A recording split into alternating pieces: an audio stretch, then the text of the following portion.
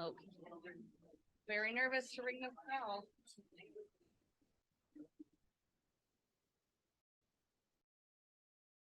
All right.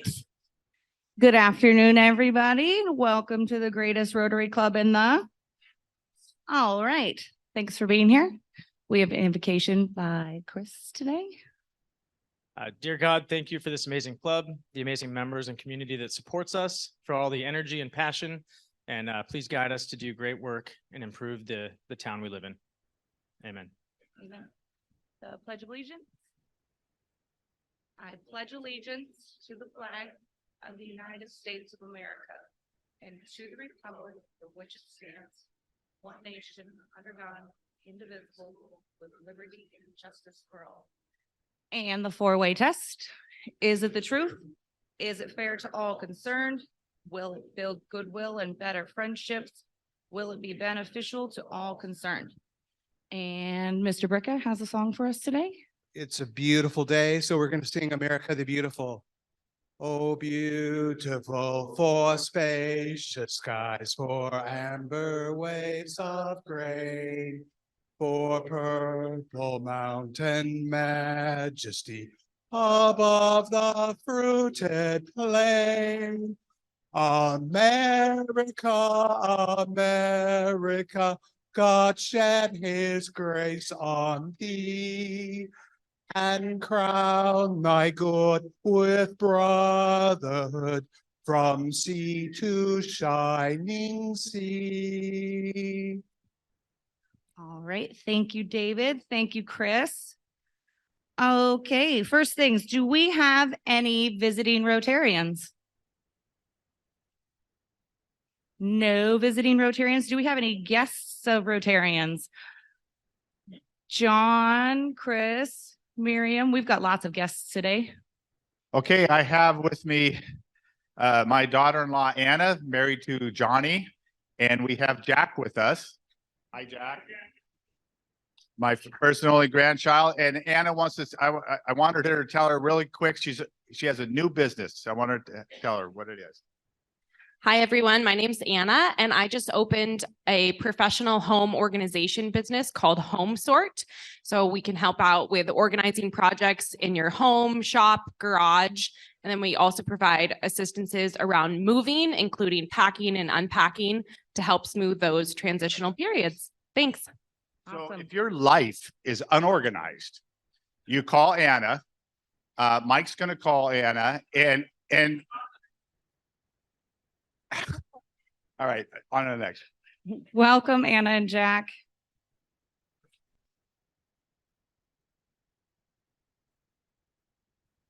I have the pleasure of my wife, Laura, and my daughter, Emily, who just turned 4, to come and hang out and listen to this pharmacy presentation. So thank you for joining us. All right. I wish I knew about that moving thing about a month ago. And I brought my baby, Garrison. No, just kidding. So Garrison Green is executive director for one of our communities down in Gig Harbor, and he's up in Sedro Woolley this week training with David and I. And so everybody welcome Garrison. Hi, Garrison.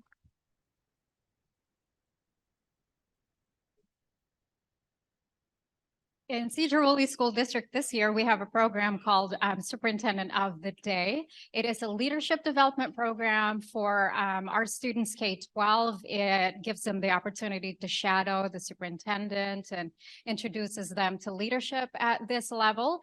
And the students participating in the program are nominated by principals. And today I brought with me Superintendent of the Day from State Street High School, Zoe Holt-Ward. She graduates early next week. So I'm very excited to have the opportunity to celebrate her accomplishment here with all of you today.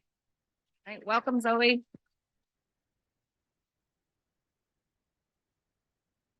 One more. Hello, I brought my wife today, Jan. So. Hi, Jan. Hi, Jan. Okay, do we have any other guests? Good. All right, moving on to club business. So the board met last week. We had a discussion about club dues. Right now, we're still talking about it. There's no change to the budget. mark your calendars next week. Raj, our district governor, is going to be the program. So we have an opportunity to see how District 50/50 is doing. Curtis, did you have an update on the dictionaries? All right, so the dictionaries are all here and the book plates are here. I'd like to follow the same method that we did last year where we took assignments for each school, and then each person per school, picks up the dictionaries and installs the book plates, and then distributes them to the school. So I'll be sending out an email probably today asking for volunteers for that. All right, great. Thank you, Curtis. The Anacortes Centennial Celebration, their Rotary Club celebrating their 100-year anniversary. We have 10 seats to fill. The event's Thursday, February 23rd. We still have 5 more seats to fill. I think Phil is attending. So if you would like to attend, let Phil know. And then let's see, Tim, did you have an auction announcement?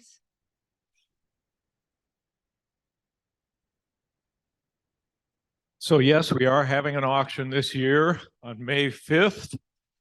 And we're getting things put together, built a little bit at a time, but we are making some moves. We have our donation slips up here, thanks to Teak putting those out. And right now, we're really trying to get ready for the sponsors, moving on the sponsors and getting all the major sponsors in, and anybody you can think of, please help us get in touch with them so that we can increase our number of sponsors. That's always been a big source of income for the auction. And it's good for the community. I mean, this is a business club and a service club, but at the same time, they work together. So we'll try to promote those businesses in our area, try to help everybody out and give them a chance to donate to the community. And that's great. I'd like to have another meeting for the auction next Thursday night at 5:30 at the library. Or is there a better night? Okay, 5:30 next Thursday, and we'll have an auction meeting and try to get there. We have several of the main committees pretty much staffed now with the leaders, but we also need the helpers and assistants and getting backups. Again, this year, I'm trying to get descriptions, job descriptions for each of the committees in the auction, trying to get that put together so I can turn it over to the lucky man that's taking over for me next year. And I want to make this as easy as possible for him and hopefully for everybody thereafter. So yeah, try to come to the auction meeting and we'll get things going. Okay, thank you. And the theme is Kentucky Derby, the most exciting 2 hours in auctions. I'd like to add just one thing is that if you got a team and your monthly teams and you haven't come up with some ideas for the live auction items, I would highly suggest taking a look at the website for the Skagit Rotary auction that's on the 28th, because they got some really interesting new ideas and some new items that we might be able to steal ideas from. Yes, that's a good idea, Chris. All right. Dan, did you have an announcement to make? On your tables, I put some order forms for veteran recognition nameplates to be installed out at the Skagit County Veterans Park out on Helmick Road here in Sedro Woolley. If you need any more order forms or if you want some more information about the Veterans Park, I'll stick around a little bit after the meeting. They're next. All right. Thank you, Dan. All right. Next up, we have anniversaries. Yay! We have 3 couples celebrating anniversaries this month, and one of them is here. Chad and Sherry Paulson, would you please say a couple words about your family? Welcome your bride. So most of you know my beautiful and talented wife, Sherry. We will be married 9 years next week on the 25th. We have 2 grown sons, one who's getting married in June, another who's graduating from high school in May, or sorry, college. I was bound to screw something up. And we also have a 6-month-old grandson. He just turned 6-month-old yesterday. Most of you know that too, but we're pretty happy about Colt. There's so much to celebrate. Happy anniversary to them, please. Happy anniversary. There were a few other anniversaries too. The Berglunds, the Skiles, and Frank Wagner and his wife are all celebrating anniversaries this month as well. So happy anniversary. All right. Do we have a raffle? We have a raffle. We actually sold a lot of numbers this week, so we're going to pull 4. I'm going to hand this over to T.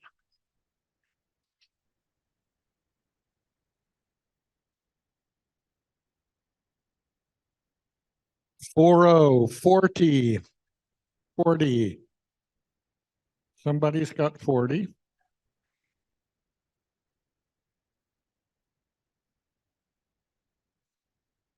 Okay.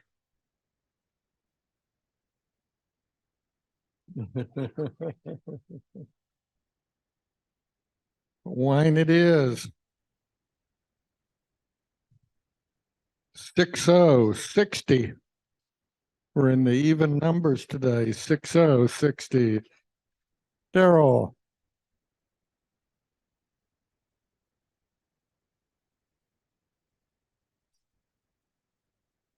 Okay, the beer's gone.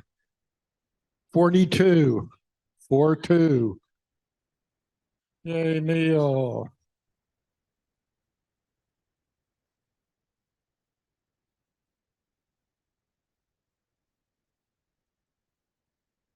All right, Magnolia Grill, $25 gift certificate.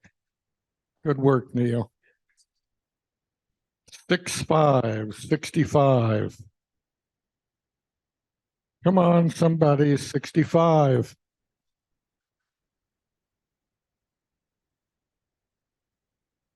All right.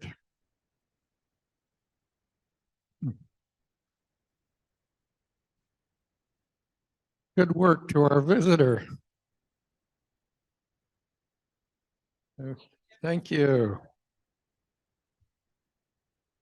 Okay, I think that's it. Thank right. you, everyone. Thank you, Teak. Thank you, David. All right. Chris is our Sergeant of Arms today. Take it away. Okay, so I've been kind of waiting to do this, and I got my emails out about the concert series.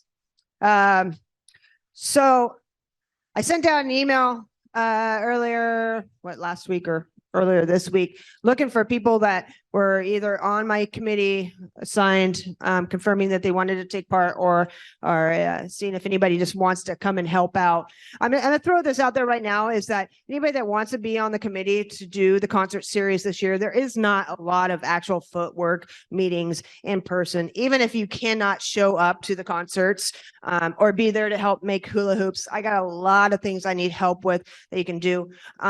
Just by being out there, talking to people, you go out to eat, ask them while you're there if they'd like to, to donate, do sponsorships, that type of stuff. So I just want to put that out there in case anybody else wants to join.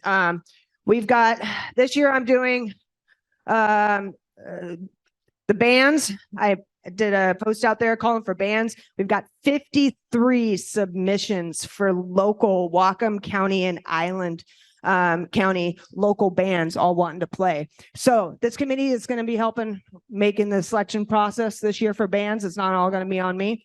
Also, anybody that's sponsoring the event will get some of those top picks. So I'm looking for sponsors too.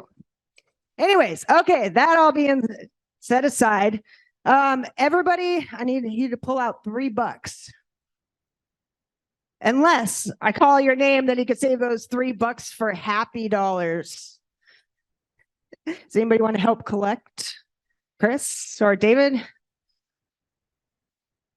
All right, the following people are now a part of my committee.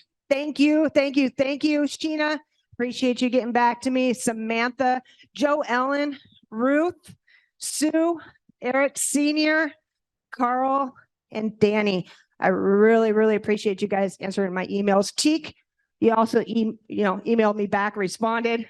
So at least thank you. So those are the people that replied to my emails. I do have a couple of people that did reach out and said, hey, I'm going to sponsor this year again. Nick, thank you. Bill McCann, I'm not sure if he's here today, but he's wanted to sponsor again. So and then Carl, he's wanting to sponsor. We are down. Right now we're got about 5,000 of the 12,000 that we need raised to pay for the show. So we'll take anything that we can get as far as local sponsorships again. Anybody that's sponsored the show, you put those $3 away. Anybody that's shown up to make hula hoops for me. All right, if you've shown up and you've made hula hoops for us each year, anytime, any year, if you have sponsored, if you've shown up to help make hula hoops, if you've shown up and you've helped me physically walk around, even with a limpy foot, to sell raffle tickets. I know a lot of you guys have shown up to help me sell raffle tickets. And then a big one is if you showed up last year, last minute, to help feed people through the Rotary barbecue. I want to appreciate you guys as well. So anybody else that has money on the table, you can, yeah, thank you. That's all I got. Happy bucks.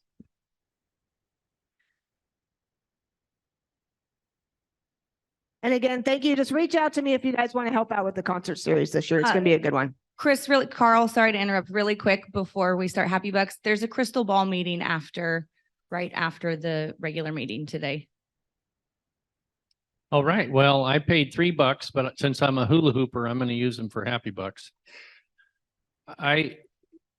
We got notice just the other day, yesterday, the day before, I guess it was yesterday. So Danelle, one of the girls that Janice and I raised, at which now Yulia and I are continuing to raise, she took on her half sister's son as a sophomore in high school. And he was kind of like an avid kid going nowhere fast before it get into avid.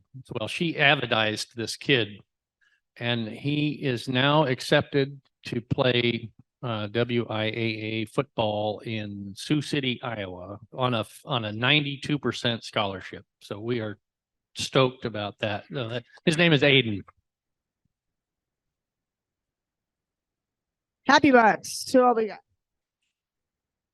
I have a happy 10. I just got back from the East Coast. Michael and I took an early birthday trip. We visited 13 states. And so now both him and I have 49 left, or one left of the 50. He has Hawaii and I have Alaska. So the race is on. And also some of those happy bucks are for our guest superintendent of the day.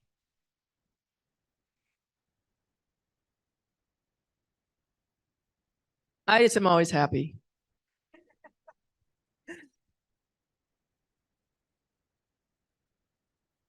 You can't have all of those. I'll take some back. It wasn't that happy. I had a last minute trip to Canada, spent a week up there, went for a funeral, which was not good. But the Kogahala was clear and we had good roads, and that's always unpredictable. So I never go that time of year. And we took the opportunity to reconnect with some family and some kids that weren't there last time I was there. And so overall it was really enjoyable and pretty healing too. There we go. So I have lots of things to be happy for. We got some really good news on a difficult project that we can move forward with now at work. And then also I'm super happy and grateful for my sister-in-law, Anna, and the new business that she's starting.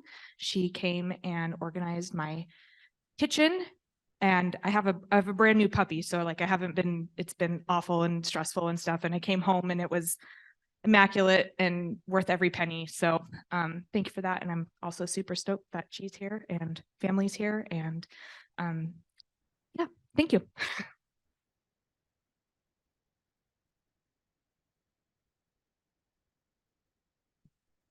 Yeah, same. I have a waiver as a hula hooper, and I'm looking forward to making some more. That's for sure. And my happy bucks are, well, we have so many reasons to be happy about. First of all, it's sunny. Second of all, and that's always a gift. Second of all, we are moving our parents, well, Carl's parents, from California to Washington. Finally, we've been trying to convince them for so long. So we're figuring out, we'll have the whole learning curve about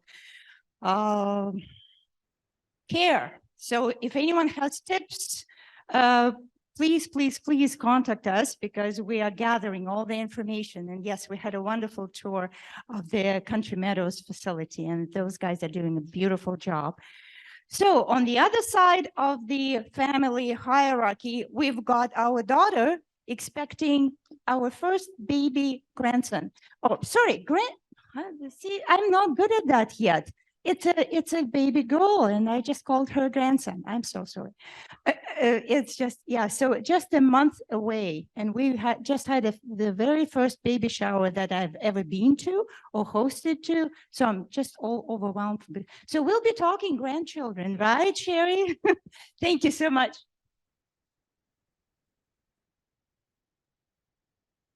Any other happy bucks? I've got a happy 5, and I want to thank Dad here too.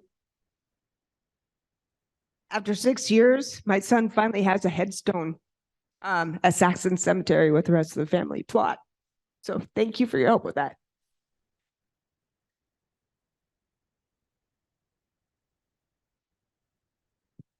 Okay, before we move on to our program, are there any other announcements? No? All right, then I'm going to have David Bricka come up to announce our speaker for the day.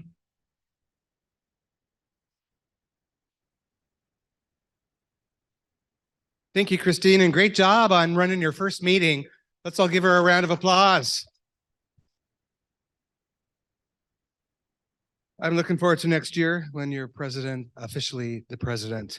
So I'm so excited that Dr. Christopher Schaffner is here today, speaking to us about the pharmacy industry. He is the owner of Schaffner Pharmacy and Apothecary.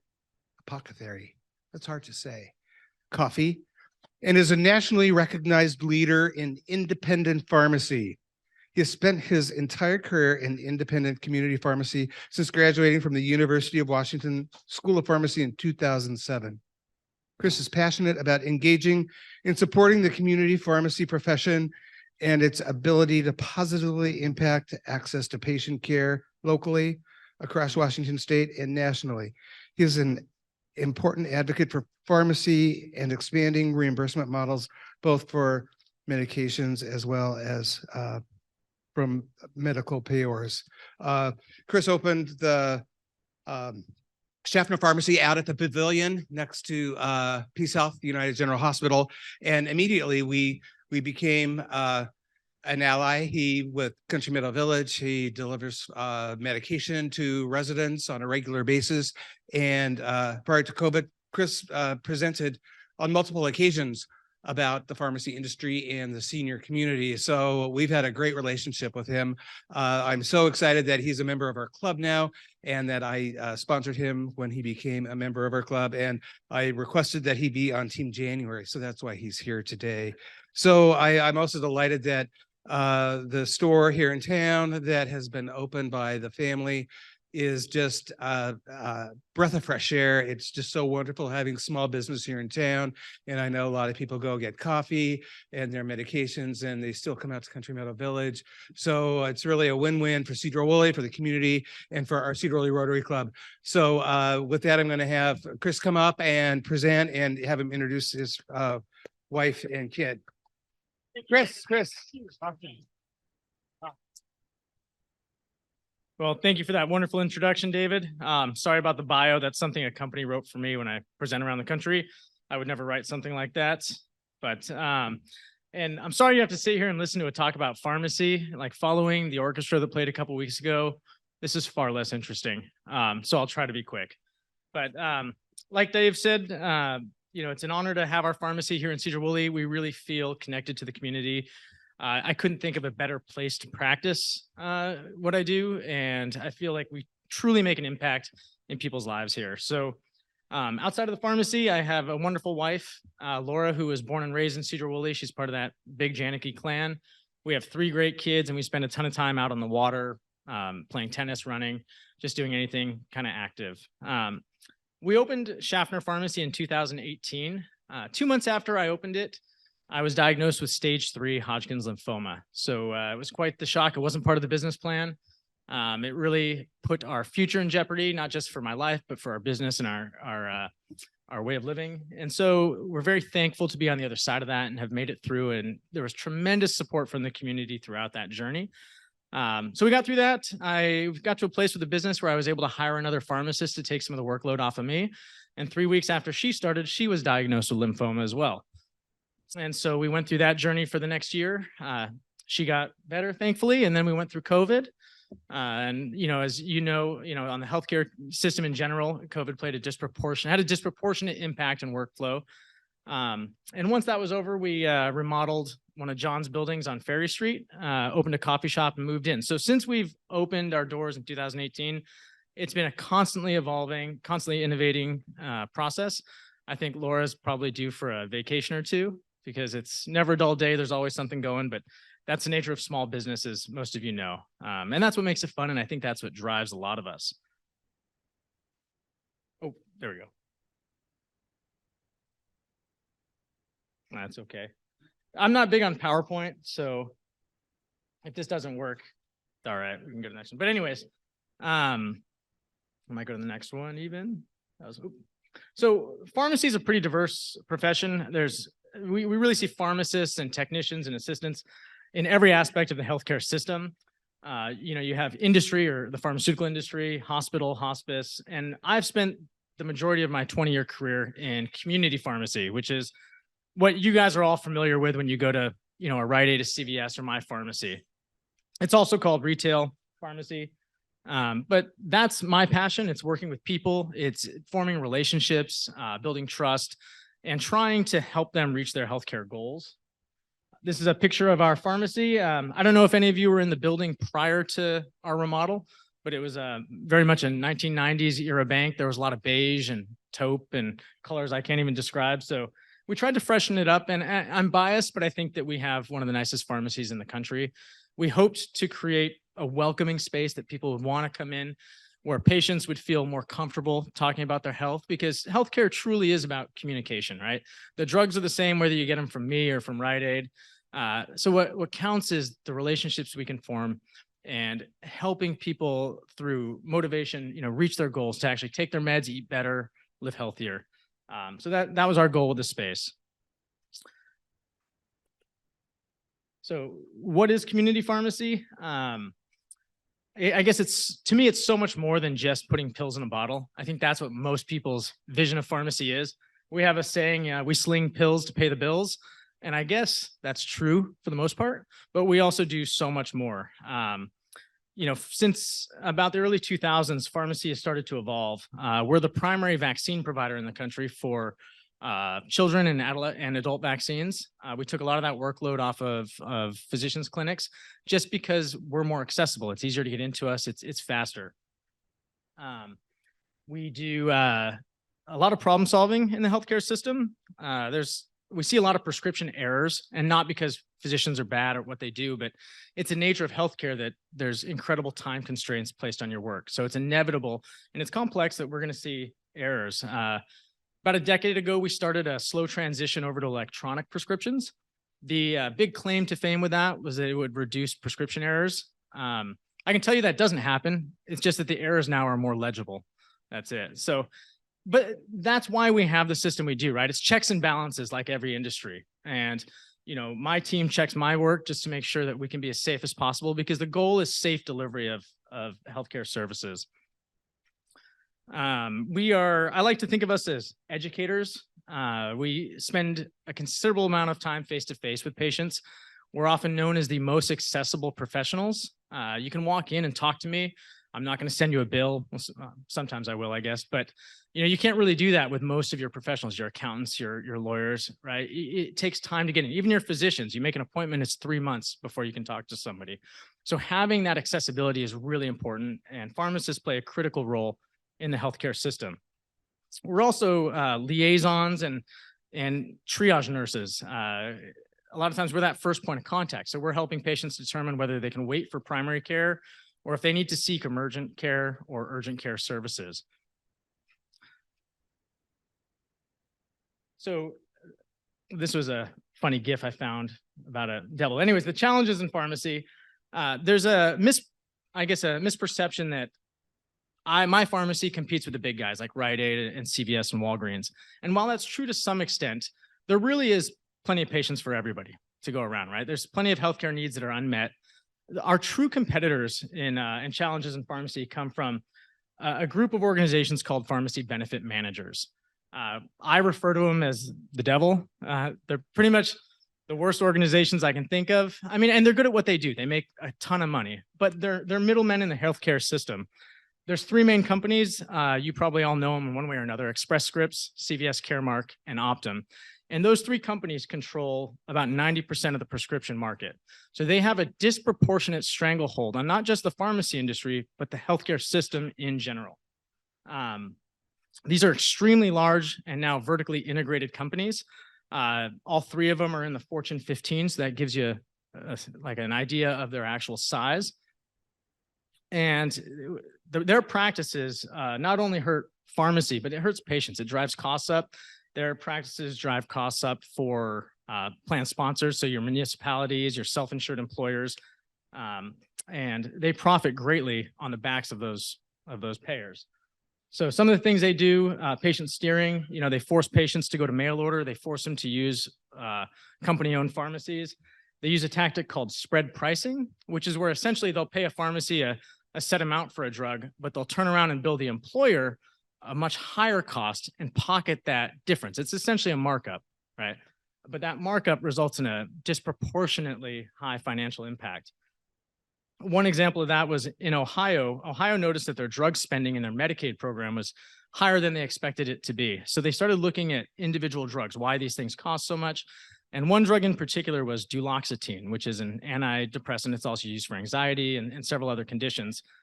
The cost, the pharmacy benefit manager was paying the pharmacies about 18 cents per capsule for this drug, but was turning around and billing the state of Ohio $1.54 for each capsule. The problem, in addition to that, was they were paying the pharmacies 18 cents, but it cost the pharmacies about 26 cents to buy the drug. So for every capsule they were dispensing, the pharmacy was losing 8% or 8 cents. And this pharmacy benefit manager was profiting about $1.20, which, dollar doesn't seem like much, but Ohio found out that over the course of a single year, this company made $244 million doing that alone. So the numbers are truly staggering. When I explain this to people, especially business people, they sort of find it hard to believe that this type of practice could exist, but these companies have been virtually unregulated for the last 2 decades. We're thankfully starting to see that change a little bit, but my fear is that it's kind of too little too late. These companies are so large now that my slide, I'm getting ahead of myself, but they operate by the golden rule, which is he who has the gold makes the rules, right? They're heavy lobbying. Most of us, the American Medical Association, the pharmacy associations can't keep up with that kind of spend. So this is a little video to help explain this sort of complicated dynamic. This guy is a board certified ophthalmologist, but a stand-up comedian as well. And he does a really good job breaking down the complexities and ridiculousness from QFC. U.S. healthcare system. When you live with moderate to severe it'll play Crohn's after the ads, disease or he's got to make his ulcerative money too, colitis, I guess. your day can be full of reminders. Can we turn it up again?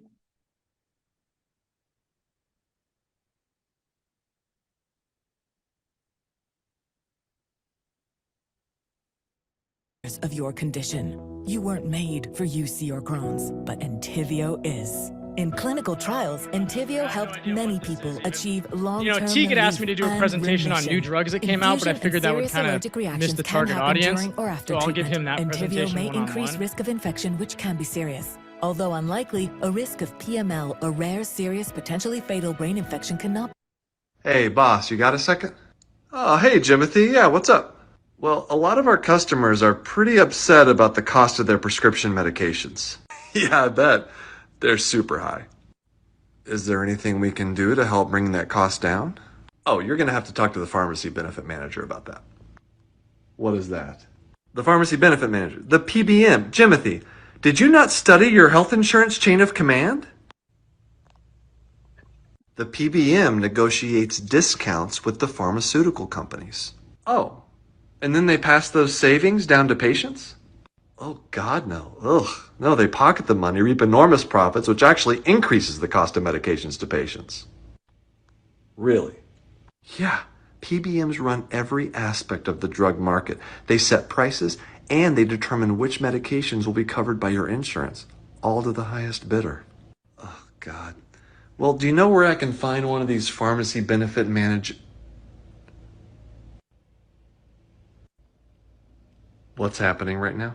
Hi, I'm the pharmacy benefit manager. I'm confused. Jimothy, it's actually me, United Healthcare. Yeah, I know. You're also the pharmacy benefit manager? Yeah. Well, we go by Optum, but it's all United Healthcare.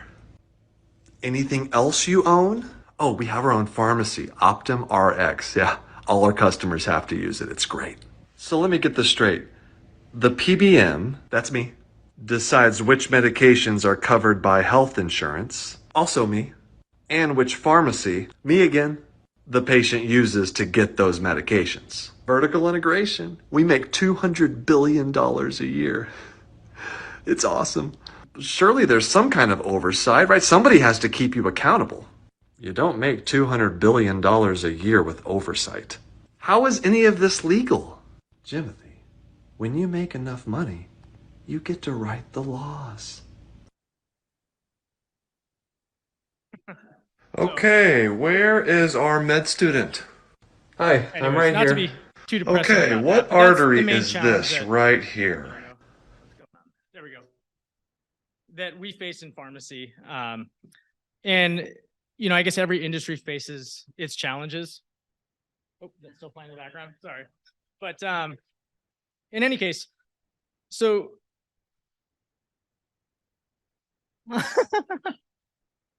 it's in the back there. Let me.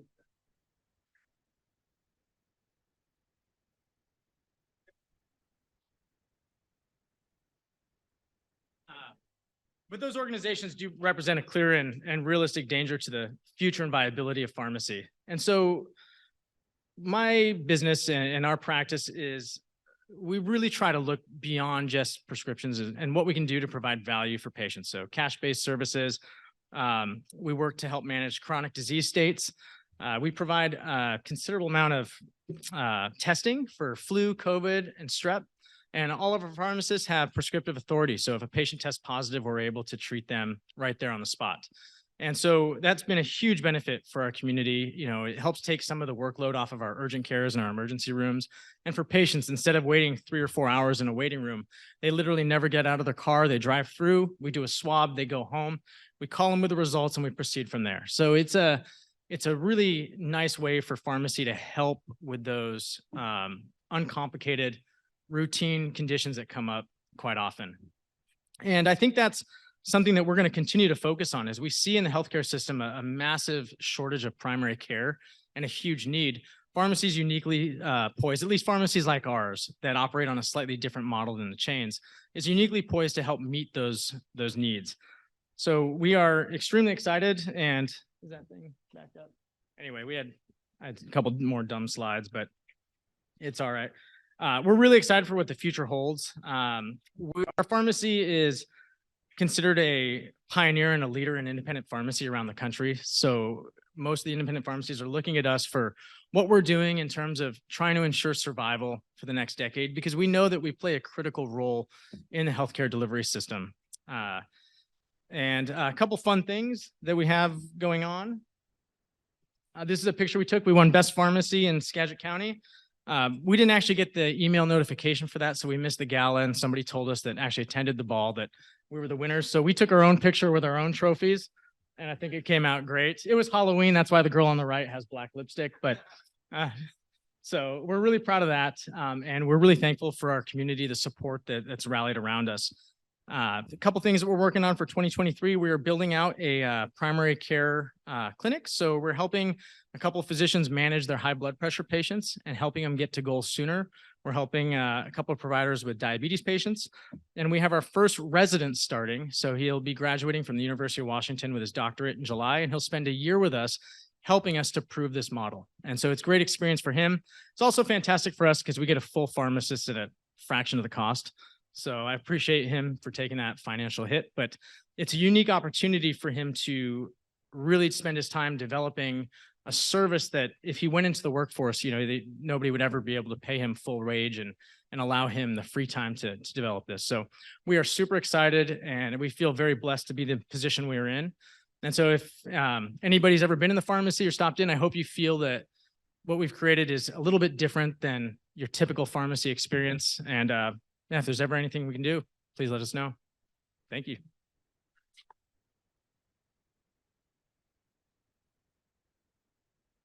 Well, come back, Chris. We have the very coveted Rotary pen, so you can do all your future business with that fantastic pen. They write really nicely. Did you have any questions for Chris?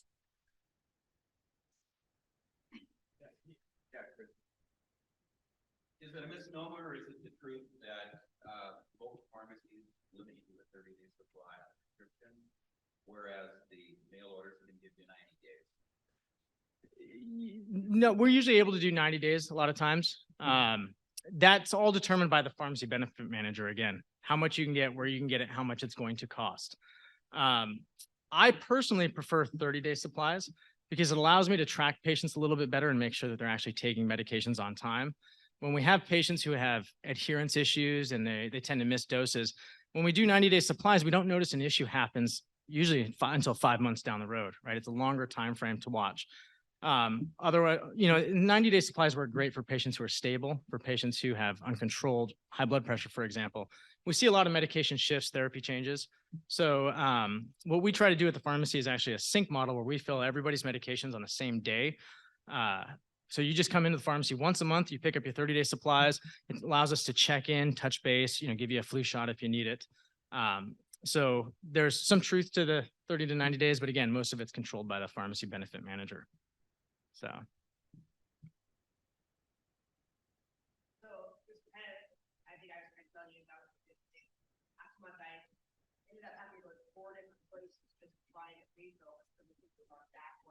That changed at all as far as going to the larger chain or the smaller at this point, or is it just a shortage of general?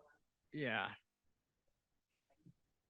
So, right. Yeah. So we see rolling shortages on a lot of medications, especially controlled substances, because the manufacturers are significantly limited by the DEA on how much they can use. And if there's an issue with a particular lot number or a recall, it takes a while for those manufacturers to tool back up to make that particular drug. We're seeing right now a massive shortage in ADHD medications, and that's due to a variety of factors. One is the DEA issue. The other is a mass influx of prescriptions and patients that were put on the drug by some of the online companies that were treating, mental health conditions. So most of those problems are all multifaceted. The big chains order from the same suppliers I do. They may get some preference, but if I'm out, they're most likely out too. We try to predict that a little bit. And so when we notice a shortage, we have the flexibility to go to multiple suppliers and buy drugs. When nobody had flu treatment, I was able to buy flu treatments from places around the country. Of course, I had to pay a higher price than that. And insurance companies were reimbursing us for the lower price. So we were losing money on those patients, but it was important for us to have that therapy available when needed. But that's not always possible. Mark. Mm-hmm.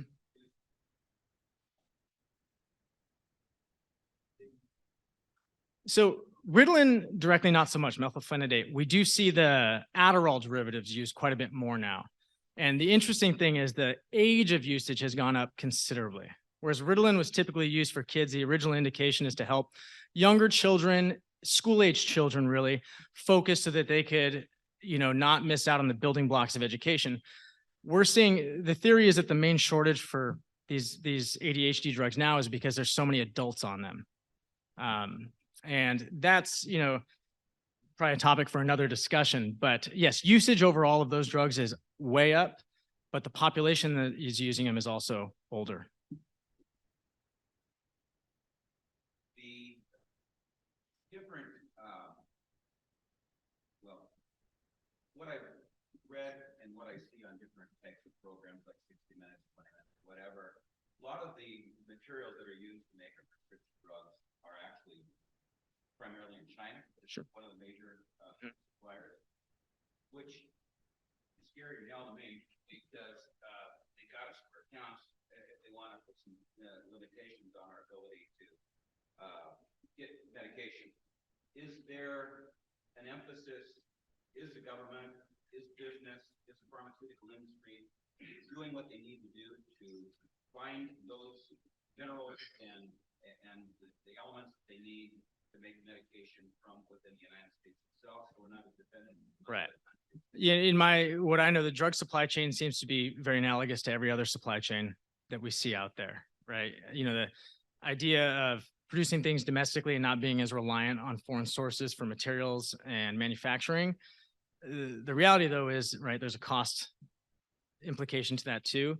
And so again, yeah, the majority of our generics are produced in India. I don't know how much that's going to change, you know, going forward, but I'm certain, like, you know, you hear the government talk about it, whether or not something's being done, I'm not sure. Yeah.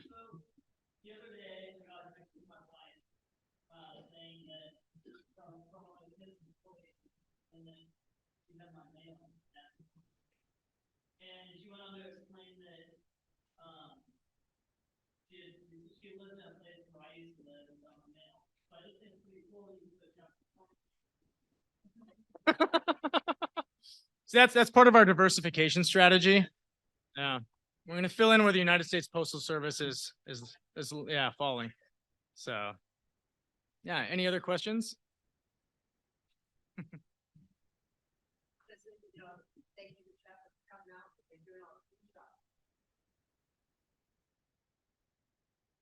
Oh, thank you. It's our pleasure. Yeah, we can do that. Flu shots for businesses. We can also help businesses look at their prescription drug spend and see if it's the most efficient, you know, use of their money, if there's a better way to do it. There's ways that pharmacies like mine can develop programs where instead of using one of these middlemen that skim a lot, you can go direct to a pharmacy, and typically it results in much cheaper overall expenditures for the organization. So there's a lot to do, a lot of work to do, and a lot of patients to be taken care of, and it's a great profession. So thank you. Thank you very much. All right. Thank you, Chris. And I will say too, I love going to Schaffner Pharmacy because unlike the other pharmacies in town, I never leave mad. My prescriptions have never been forgotten there or not lost. So thank you for not losing my prescriptions. Okay. Let's see. There's crystal ball meeting after the meeting today. Auction meeting next Thursday at 5:30 at the library. Thank you to our guests, Anna and Jack, Laura, Emily, Garrison, Zoe, and Jan. I don't think that there are any other announcements to make. If I forgot anything, I'm sorry, because you guys are really scary to look at.